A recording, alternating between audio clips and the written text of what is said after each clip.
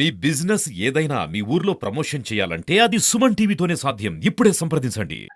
వచ్చేసి ఇక్కడికి చెత్త వచ్చేసి మా హాస్టల్ మీద దాడి చేసుకొని ఈడాట మా ఇల్లు కట్టు మా ఈడంటే ఈ ఆస్తి అటు సంపాదించాడు. ఇప్పుడు బాబా రావడానికి కారణం ఆవిడ పేరున మీ తాలూకు ఆస్తి కూడా ఉంది, అందుకు అది కాదు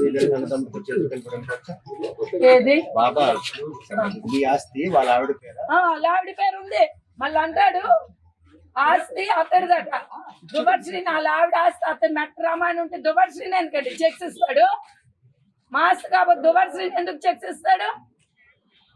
మేడం ఇందాక మాట్లాడుతూ ఏదైనా బాగుంది, ఏదైనా బిజినెస్ బాగుంది అంటే అది నాది అంటారు, ఏదైనా పదవి నాకు వస్తుంది అంటే అది నాకు కావాలని అంటున్నారు. డబ్బులు కావాలి మాకు వద్దు, అలాంటి వద్దు, నువ్వు మా చుట్టాలు కడక్కు మా బంధువులు కడక్కనంటే డబ్బులు తెచ్చి పెట్టేస్తాడు, డబ్బులు తీసేసుకుంటాడు. తర్వాత వచ్చే మరి కొన్ని తర్వాత వచ్చే నా తెలివితేటల మీద నేను సంపాదించాను అంటాడు. ఇలాంటి పిచ్చి పేదలు కాదు మేడం, ఆయనకి రాజకీయంగా అవకాశాలు రాకుండా మీరే అణిచివేస్తారు. అతను ఎప్పుడండి ఇందాకే మీకు చెప్పాను, ఆయన ఎప్పుడండి రాజకీయాల్లో పోటీ చేశాడు?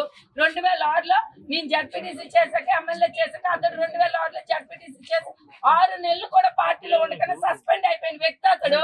తర్వాత ఆ పిఆర్పి పార్టీలో ఈ కాంగ్రెస్ పార్టీలో ఉంటే మా ఫాదర్ చరిత్ర మాకు టికెట్ వచ్చేస్తుందని పిఆర్పి పార్టీలో 2009కి వెళ్ళి ఒక నియోజకవర్గంలో ఒక ఎమ్మెల్యే ఇమేజ్ రావాలనుకుని పిఆర్పి నుండి టికెట్ తెచ్చుకున్న వ్యక్తి అతడు. తర్వాత పవర్ ప్లాంట్ పోరాటమో ఏదో అని చెప్పుకొని జగనంద్ కూడా కొత్త పార్టీ కాబట్టి 2014లో ఎప్పుడు పోటీ చేస్తాడు? అతని హిస్టరీ ఏంటి తెలుసుకొని మీడియా కూడా తెలుసుకొని కరెక్ట్ గా కౌంటర్ చేయండి. ఒక మాట చెప్పండి, ఈ రోజు ఆయన ప్రెస్ మీట్ పెట్టి అమ్మా నేను మీకు చెప్తాను, 100 కోటి దండాలు ఇలా డ్రైవర్స్తో మాట్లాడడానికి 100 కోటి దండాలు. మా విలువలు పోతాయి, మా పరుగులు పోతాయి, మాకు అలాంటి వ్యక్తులకి సమాధానం చెప్పాలో కూడా మాకు తెలిసి 100 కోటి దండాలు. నాకు తెలుసు అలా సమస్య పరిష్కరించుకోవాలా. ఇలాంటి పనికి వాళ్ళు మాట్లాడితే మా సమస్య పరిష్కారం అయిపోతుంది. వాళ్ళ మాకు తెలియదు మా సమస్య పరిష్కారం. నాయకని రాసామంటాడు సార్. ఇప్పటికీ చెప్తున్నాను, ఏం రాశాడో చూసుకోండి మీరు.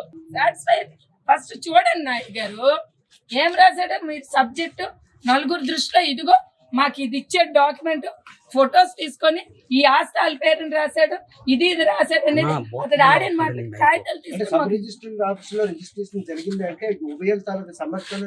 అంతే కదా. అంతే నాకే నా పేరు కాదు సార్, చేసింది పిల్లల పేరునే చెయ్యాలి సార్.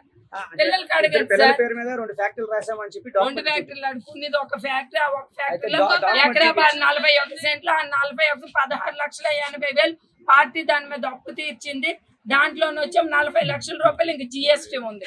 అదే గొంతు చించుకొని చెప్తున్నాను నేను. ముప్పండి దమ్ముంటే మా హాస్టల్ మాకు ఇచ్చేసారి ఎలా తగలబడినాయండి.